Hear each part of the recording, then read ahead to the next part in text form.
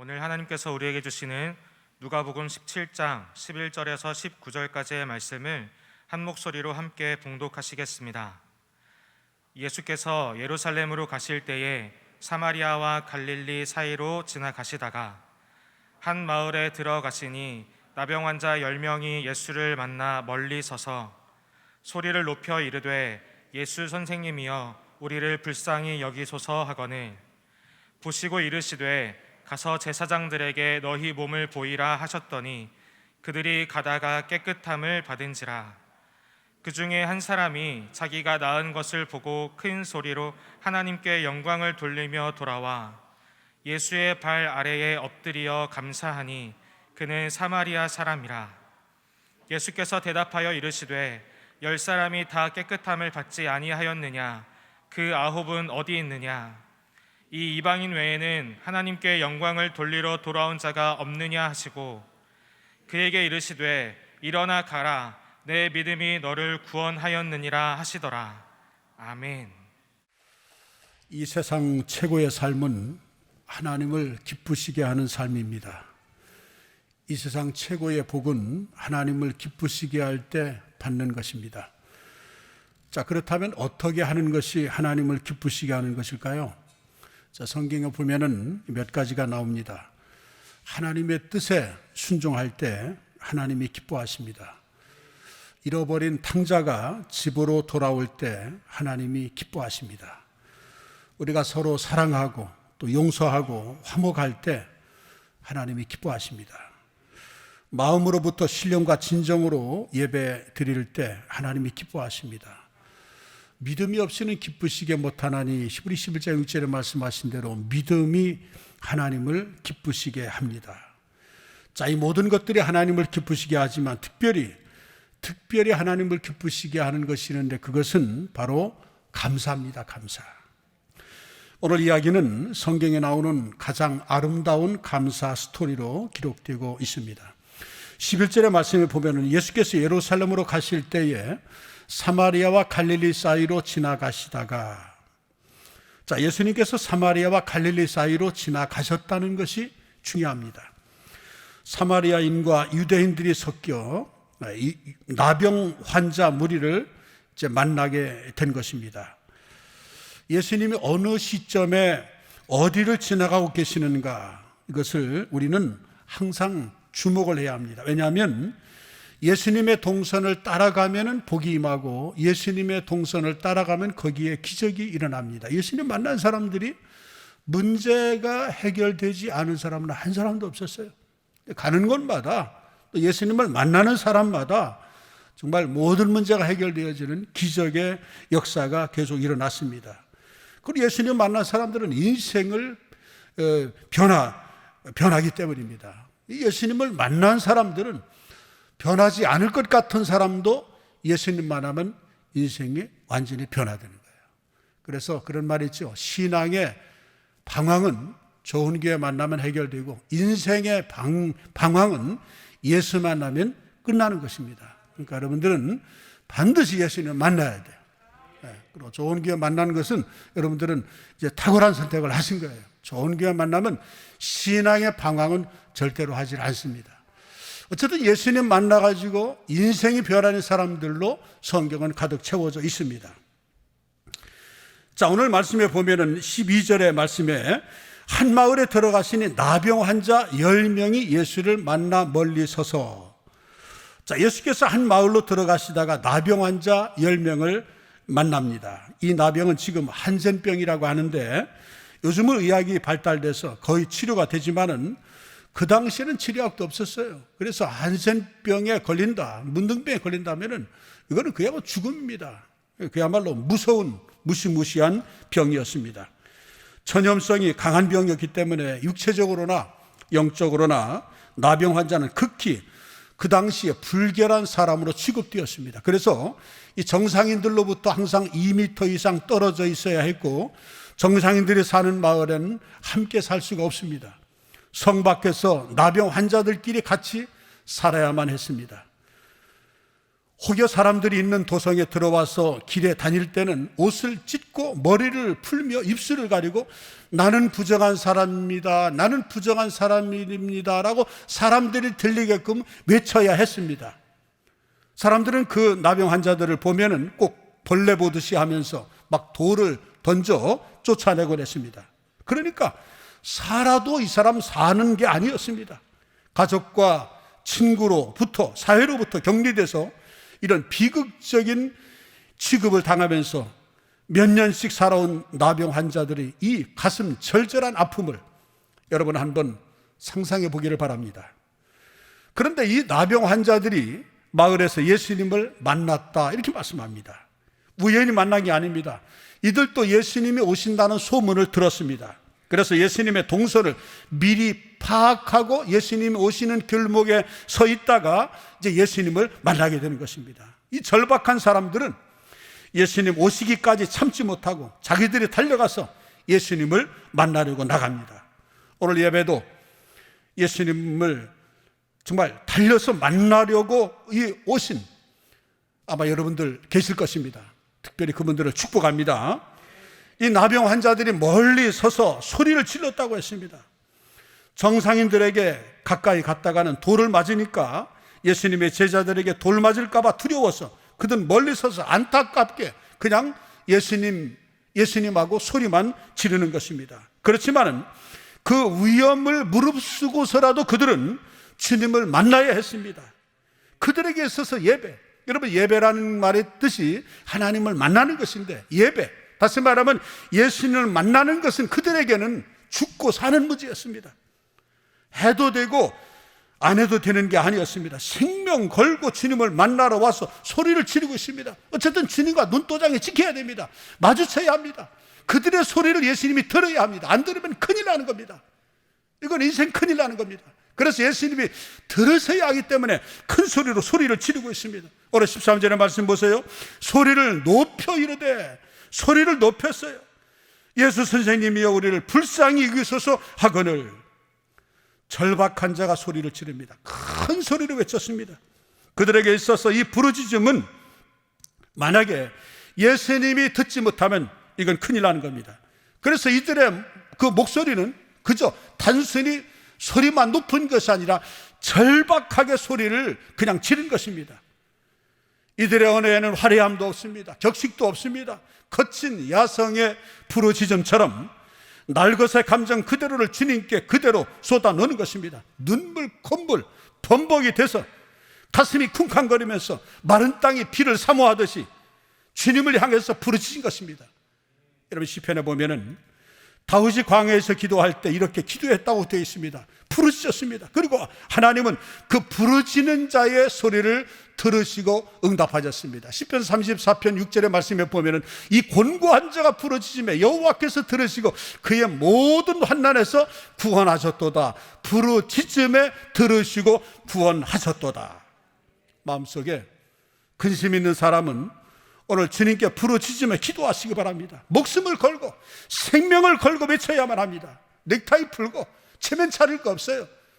좀 편안하고 아무 일이 없으면은 그냥 그렇게 기도하지만은 절박한 상황에 뭐 체면 풀고 하고 막 부르짖지 않습니까? 건축하는 동안에 임시예배 처소에 있으면서 어느 한 젊은 집사님이 저한테 전화 왔어요. 목사님 상담할 일이 있습니다. 들어보니까 기가 막히는 일이야. 그야말로 자살 직전에 갔어요. 자살 직전에. 제가 해결해 줄 수도 없고 아무리 생각해도 답이 나오지 않는 거예요. 제가 한마디만 부탁을 했어요. 내일 새벽부터 나와서 부르짖어 기도하라. 하나님을 찾으라. 여호와를 찾으면 살리라.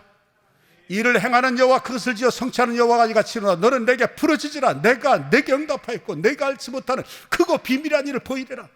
하나님 말씀을 믿으니까 그 말씀을 근거해서 내일 새벽부터 한번 부르짖어 보라고. 근데 그 다음 날이었어요. 나오셨어요. 어느 날인가 다 기도하고 가졌는데 막 소리가 나는 거예요. 소리가 나는 거예요. 아무 화도 없어요. 근데 의자 아래에 딱 비켜놓고 거기에 무릎 꿇고 눈물 콧물을 흘리면서 막 부르짖어 기도하는 거예요. 뒤에서 제가 모르게 축복을 하고 제가 돌아가면서 됐다, 하나님이 들으셨고 저 정도 부르짖으면 해결될 거야. 결과적으로 해결이 됐습니다. 사업을 번창하게 좀 잘하고 계세요. 언제 그러냐는 듯이 부부가 열심히 오늘 이배에 참석하셨어요. 부르짖어 기도하는 거예요. 부르짖어 기도하면은 하나님마다 역사하십니다. 여러분, 걱정할 시간이 있으면, 불평할 시간이 있으면, 원망할 시간이 있으면 그 여력을 기도에 힘쓰십시오. 그냥 기도하지 말고 하나님의 이름을 부르짖으며 결사적으로 기도하십시오. 기도는 하다 마지막에 하는 그런 최후 수단이 아닙니다. 기도는 처음부터 해야 하는 것입니다. 목숨을 걸고 기도해야 합니다. 눈물이 정말 진물이 날 때까지, 무릎이 시릴 때까지 실성한 여자처럼 기도하는 것입니다. 가슴에 영적인 막힘이 뻥 뚫릴 때까지 기도하십시오. 주님께서는 반드시 여러분들의 기도를 응답하십니다. 오늘 13절의 말씀이니까 이 나병 환자를 예수님을 향해서 예수 선생님 이렇게 불렀습니다. 예수 선생님. 예수 선생님이라고 하는 것은 영어 성경에 보니까 티처가 아닙니다. 티처가 아니라 메스터입니다. 메스터. 티처는 지식을 전수하는 사람인데, 메스터는 주관자라는 말입니다. 주관자. 내 인생을 책임지실 분, 내 인생의 주인 되시는 하나님이라는 것입니다. 여러분, 여러분들이 예수님을 어떻게 보는가가 여러분들의 믿음이고, 예수님은 여러분들의 믿음대로 오십니다. 믿음대로 오실 뿐만 아니라 그 믿음대로 역사하시고, 그리고 믿음의 정도에 따라서 믿음대로 하나님은 역사하십니다. 여러분이 예수님을 선생님 정도로 생각하면 예수님은 그저 여러분에게 도덕적인 스승일 뿐입니다. 여러분이 예수님을 메스터, 주인이라고 선포하는 순간부터는 예수님이 여러분들의 인생을 주관하십니다. 다스리시고 개입하시고 기적을 이끄시고 반드시 치유하신다는 것입니다. 이들 10명의 나병 환자들이 예수님께 접근하는 모습은 애처롭기 짝이 없습니다. 예수님 바로 앞에 와서 앉고 싶은데 자기 신분이 예수님께 지금 가까이 갈 상황이 아닙니다. 그래서 멀리 서서 애처롭게 부르짖을 수밖에 없습니다. 이 모습을 보니까 예배드리고 싶은데 상황이 그렇지 못한 북한의 지하교회들, 중국의 지하교회 성도들, 그리고 중동 이슬람권의 지하교회 성도들이 생각이 납니다. 우리는 자유롭게 우리가 예배한다고 제시하지 않잖아요. 예배를 누가 막습니까? 그래서 우리는 너무 당연시 여기고 있습니다. 너무 당연시 여긴 나머지 감사를 잃어버렸어요. 예배할 수 있음에 감사해야 되는데 당연한 것으로 생각합니다. 매너리즘에 빠진 그런 예배를 드리지 않는가, 참 심히 우려스럽습니다. 정말 감사하는 마음으로 나와서 감사함으로 주님을 노래하며, 지난주에 시편 100편 1절 5절 말씀입니다. 감사함으로 송축하며 감사함으로 노래하며, 정말 감사는 잊어버리지 않았는가? 여러분, 잊어버릴 것이 있지 감사를 잊어버리면 안 됩니다. 절대로 매너리즘에 빠지지 않길 바랍니다. 정말 주님의 은혜가 필요한데 상황이 주님께 가까이 올 수 없는 사람들, 예배의 자유를 박탈한 나라 사람들을 한번 생각해 보세요. 그들은 멀리 서서 주님의 이름만 부르며 통곡하지만 아마 하나님의 마음은 그들에게 더 가까이 가실지 모릅니다. 매너리즘에 빠져서 형식적인 예배하는 우리들보다도 북한의 지하교회에서, 중국의 지하교회에서, 이슬람권의 지하교회에서 부르짖는 그들에게 아마 주님은 더 관심을 가질까? 우리는 자유롭게 예배한다고 해서 절박함이 없어서는 안 됩니다. 간절함이 떨어지면 안 됩니다. 오히려 그들보다 더 간절한, 오히려 더 예배할 수 있는 그 은혜를 주신 하나님 앞에 벅찬 감격으로, 정말 기쁨으로, 큰 기쁨으로 우리는 하나님을 예배해야 합니다. 오늘 14절의 말씀이니까 보시고 이르시되 가서 제사장들에게 너희 몸을 보이라, 이렇게 말씀하십니다. 제사장들을 보이라. 자, 예수님은 그 기도에 응답을 하셨습니다. 그들이 가다가 깨끗함을 다 받았어요. 예수님의 응답은 성경을 보면 참 때로는 재미가 있습니다. 이 나병 환자들을 의사에게 보이라 이렇게 말하지 아니하고 의사에게 보내지 않고 제사장에게 몸을 보이라 이렇게 말씀합니다. 당시 나병 환자들이 몸이 깨끗하게 나으면 제사장에게 가서 그 몸을 보이고 제사장의 그 허락을 받아서 공식적인 선포를 받아야 됩니다. 아, 됐다, 건강하다. 그래, 제사장들이 확인을 해줘야 합니다. 그래야 완전히 나은 사람으로 인식이 돼서 직장도 잡고 그리고 결혼도 하고 정상적인 삶을 살 수 있었습니다. 그들은 오매불망 제사장 앞에 가서 그 확인을 받을 수 있도록 몸이 낫는 것이 그들에게 꿈이었습니다. 그런데 지금 예수님의 말씀을 듣는 순간에는 아무 일이 일어나지 않았어요. 순서상 먼저 낫게 해주시고 그 다음 제사장에게 가서 몸을 보여야 하는데 예수님의 순서는 바뀐 듯 합니다. 아직 안 나왔습니다. 그런데 가서 보이라고 말합니다. 이미 나은 사람만 가서 받을 수 있는 제사장의 확인 절차를 지금 가서 받으라고 하는 것입니다. 그들은 반신반의하면서도 그래도 예수님의 말씀을 순종하고 움직여 나갔다는 것입니다. 오늘 14절의 말씀 보니까 보시고 이르시되 가서 제사장들에게 너희 몸을 보이라 하셨더니 그들이 가다가 깨끗함을 받은지라. 가다가 서로 깨끗해진 것을 확인하는 것입니다. 너 괜찮은데? 너도 괜찮아? 야, 내 살이 왜 이래? 너 눈이 없어졌잖아? 서로 확인하고 자기 얼굴을 볼 수 없으니까 10명이 딱 깨끗함을 받은 것입니다. 여러분, 만약입니다. 가기 전에, 제사장에게 가기 전에 이들 중 단 한 명이, 한 사람이라도, 아니, 예수님 장난하십니까? 사람을 일단 낫게 해주고 제사장에 가서 보여줘야지, 제사장에게 보내셔야지, 우리를 놀리시는 겁니까? 이랬다면은 다 그르쳤을 것입니다. 그런데 10명은 그래도 예수님의 말씀을 그대로 믿고 순종하고 나아갔다는 것입니다. 하나님은 여러분들의 기도에 응답하십니다. 그러나 순종이라고 하는 바구니에 담아서 응답을 주십니다. 눈에는 아무 증거 안 보여도 아직 아무것도 될 게 없지 않냐? 뭘 가지고 감사하라는 것이야? 이루어진 것도 없는데, 낫지도 않았는데, 여전히 내가 병이 있는데, 문제를 내가 안고 있는데, 목사님은 왜 감사하라고 하는 거야? 여러분은 항의하지 마십시오. 항변하지 마십시오. 당장 현실이 확 뚫리지 않아도, 내 눈에 응답이 보이지 않아도 이미 응답은 시작되었음을 믿으십시오. 그들은 몰랐지만은 예수님의 말씀이 떨어지는 그 순간부터 나병은 낫기 시작했다는 사실입니다. 하나님을 신뢰하고 일단 순종하는 것입니다. 나병 환자들이 가면서 깨끗함을 받은 것처럼 여러분도 순종하면서 가는 도중에 응답이 이미 임해 있는 것을 반드시 여러분들도 경험하게 되어질 것입니다. 그러니까 시계 보면서 초조해하지 말라는 것입니다. 하나님의 때에 하나님의 방법으로 응답은 반드시 온다는 믿음을 가지시기 바랍니다. 시브리 11장 6절의 말씀 보니까 믿음이 없이는 하나님을 기쁘시게 하지 못하나니 하나님께 나아가는 자는 반드시 그가 계신 것과 또한 그가 자기를 찾는 자들에게 상 주시는 이심을 믿어야 할지니라. 하나님께 나아가는 자는 이란 말은 기도하는 자라는 뜻입니다. 여러분이 기도한 것을 받는 게 아니라 기도하고 믿은 것을 받습니다. 믿음으로 기도하는 것을 받는다, 이 말인 것입니다. 기도하고 믿은 것. 그래서 예수님께서 내 믿은 대로 되리라 라고 말씀하신 것입니다. 믿음을 꽉 채워야 합니다. 어떤 사람은 열심히 기도해 놓고 안 믿는 겁니다. 미안하지만 그 사람은 열심히 기도하는 수고만 했을 뿐이지 응답은 경험하지 못합니다. 여러분, 기도했으면 조금도 의심하지 마십시오.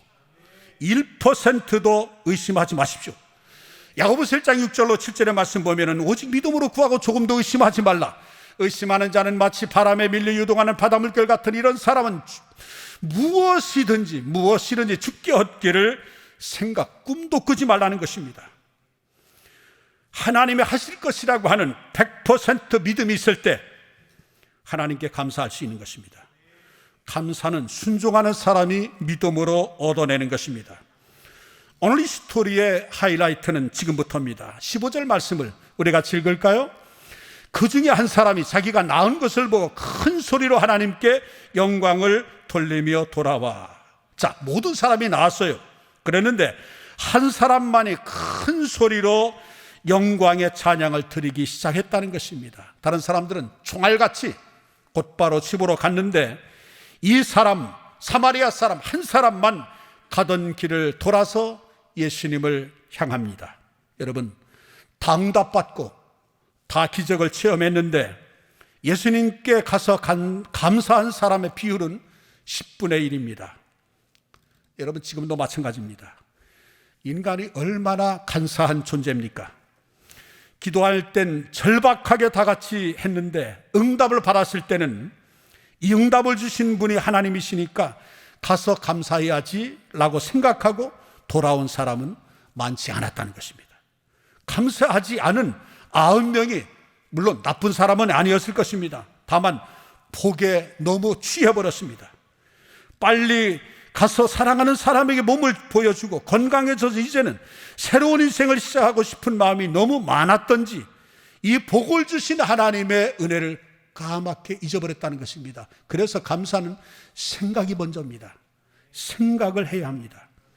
우리 중에 10분의 1이나마 하나님께 제대로 감사하면 저는 다행이라고 생각합니다. 이 한 명에 감사하는 사람 큰 소리로 하나님 앞에 찬양했습니다. 여러분, 감사는 여러 가지로 나타나는데 일단 감사한 일이 있으면 기쁘잖아요. 즐겁잖아요. 그래서 즐거운 노래, 즐거운 노래로 하나님을 높이는 것입니다. 하나님을 높이는 것입니다. 다윗이 그랬어요. 시편 116편 12절에 내게 주신 그 모든 은혜를 내가 무엇으로 보답할까?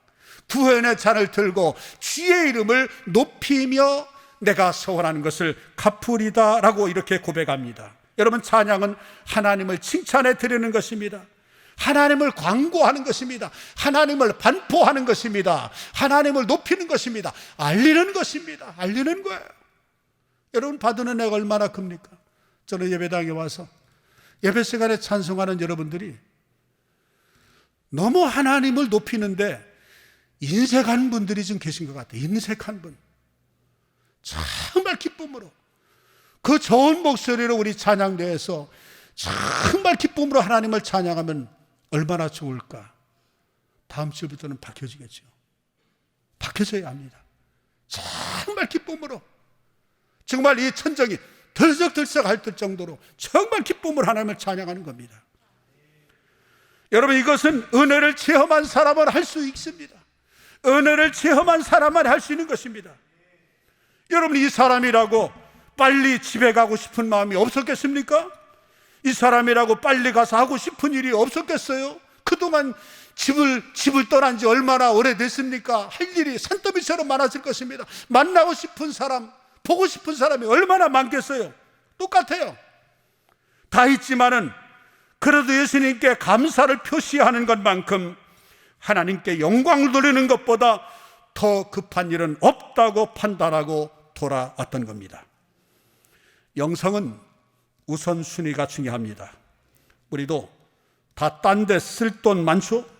딴 데 쓸 시간 많지만은 하나님께 감사하는 것보다 더 우선순위는 없다. 하나님께 드리고 하나님께 영광 돌리고 하나님을 기쁘시게 하는 것보다는 더 우선되어질 것은 없다라고 생각하는 그 자체가 바로 영성이 있는 것입니다. 그게 바로 감사입니다. 시편에 보면 감사하는 마음으로 감사해야 된다라고 말씀합니다. 그냥 입술로만 감사하는 게 아닙니다. 내 인생의 모든 것을 멈춰놓고 마음을 다해 감사하는 것입니다. 내 돈으로, 시간으로, 마음으로, 정성으로 하나님께 처절매를 드려 감사하는 것, 가장 귀중하게 여기시는 것입니다. 다른 걸 다 뒤로 하고 하나님께 감사드리는 것을 최우선으로 하는 게, 그것이 바로 진짜 감사입니다. 이렇게 감사하는 사람은 하나님을 기쁘시게 합니다.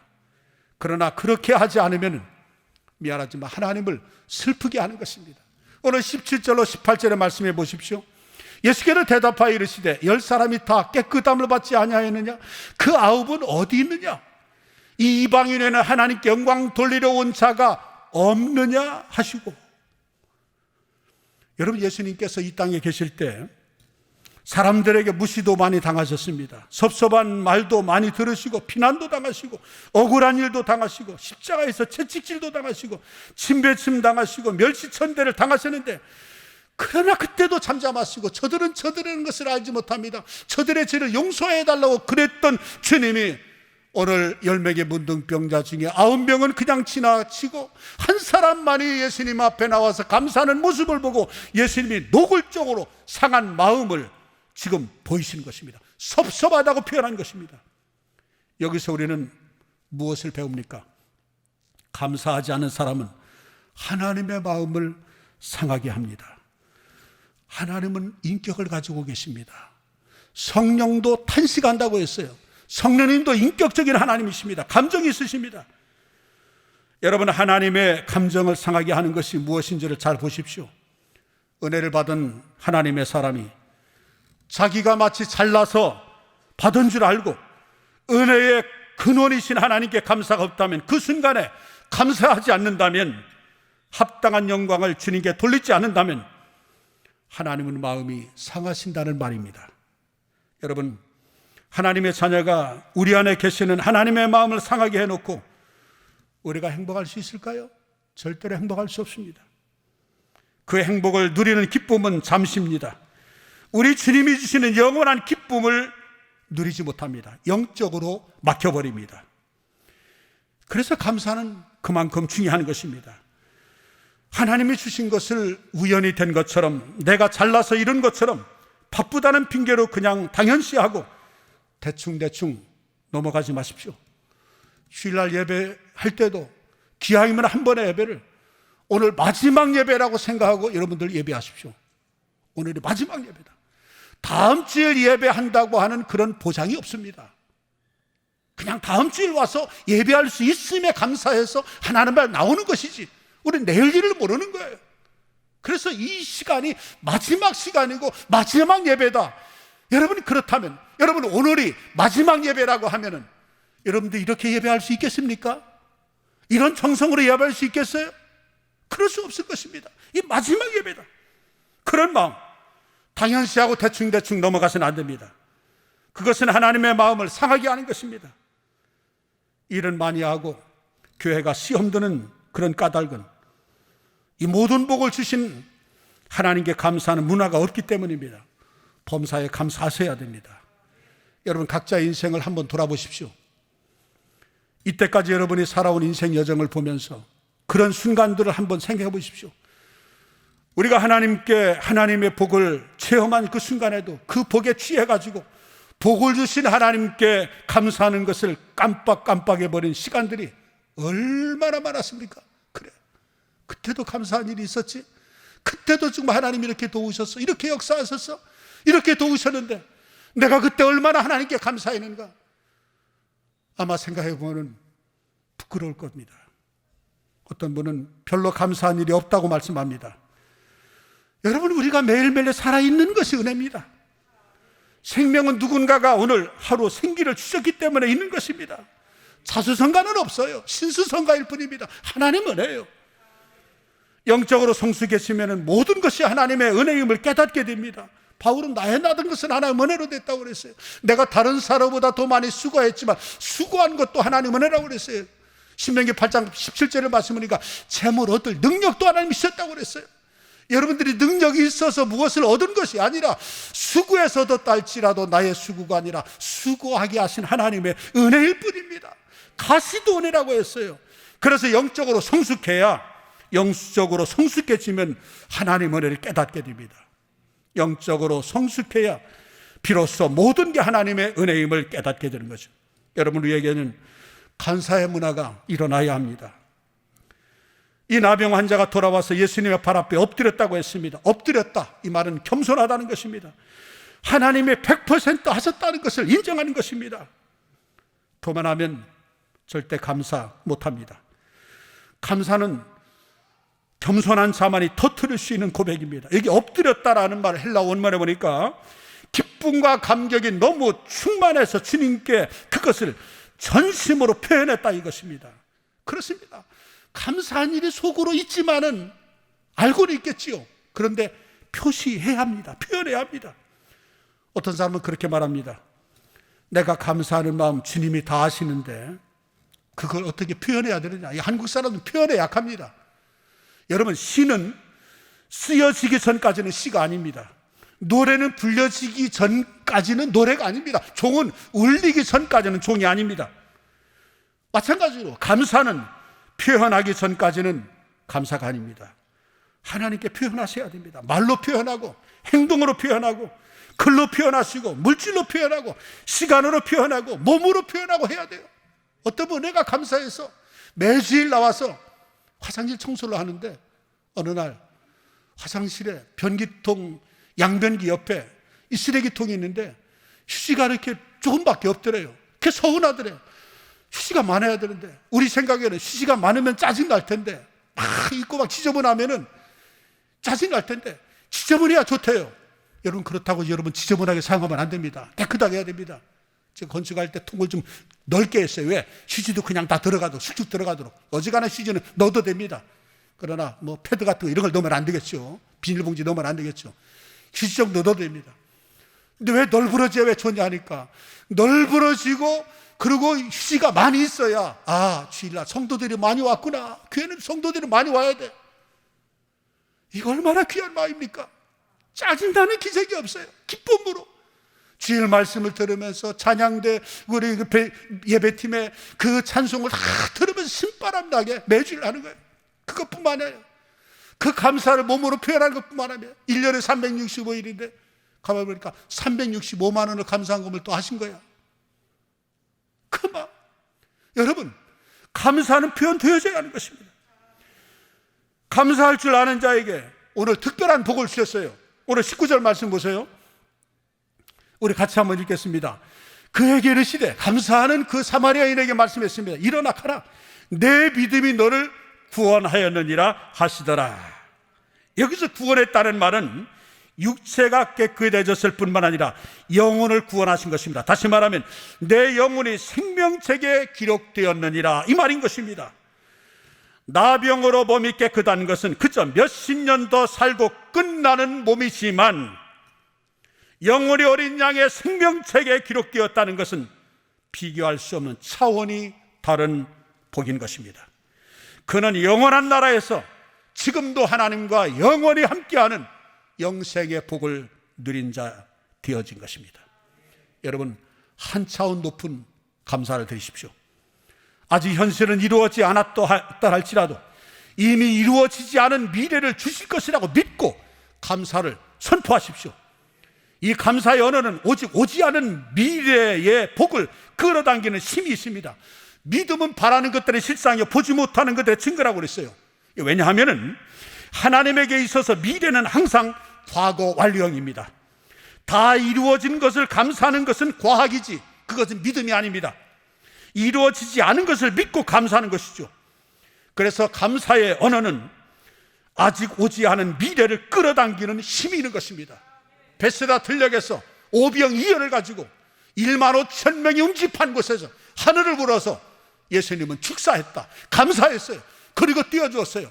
감사, 신앙 고백이 우선이었습니다. 그리고 띄워주는 사역을 했어요. 오병이어, 고래가 아닙니다. 적은 멸치 같은 이 고기 5마리와 보리떡 2개로 띄워주는데 계속 나옵니다. 5천 명 먹고 12광질이 남는 기적이 일어난 겁니다. 감사의 고백하였더니 그리고 띄워주는 사역을 하였더니 사역에 기적이 일어나는 것입니다. 여러분들의 신앙에 하나님 앞에 정말 감사하면, 믿음으로 감사를 선포하고 감사함으로 나아가면 여러분들의 사역 속에, 여러분들의 일손에 따르는 놀라운 기적이 나타날 것입니다. 여러분, 똑똑하고 가진 것 많아도 한 세대 못 갑니다. 그러나 가진 것 없고 배운 것 없고 연약해도 감사하는 사람은 갈수록 후손이 복을 받습니다. 하나님께 마음을 다해 감사해서 하나님을 기쁘시게 하는 감사가 넘치는 영혼 성도를 오늘 영상 예배 참여하는 여러분들 되기를 주의 이름으로 축원합니다. 기도하겠습니다. 하나님 아버지, 주님께 받아 누리고 있는 은혜가 너무나 많은데 순간순간 감사할 줄 모르는 원망과 불평이 많은 우리의 모습을 회개합니다. 주시는 은혜들을 바라볼 수 있도록 우리 눈을 열어주시고 그 은혜 앞에 전심으로 감사할 수 있는 믿음 주옵소서. 날마다 감사의 언어로 주님을 높이며 복의 근원이신 하나님께 영광 돌리는 우리 모두 되게 하옵소서. 하나님께서 하실 것을 100% 믿는 감사의 믿음을 우리 모두에게 주옵소서. 이 시간 주님 앞에 감사 예물을 올려드립니다. 드린 손길 위에 크신 은혜 내려주시고 이들의 가정과 사업과 인생 위에 하나님의 영광을 찬란히 비추어 주실 것을 인하여 감사합니다. 예수님의 이름으로 기도합니다.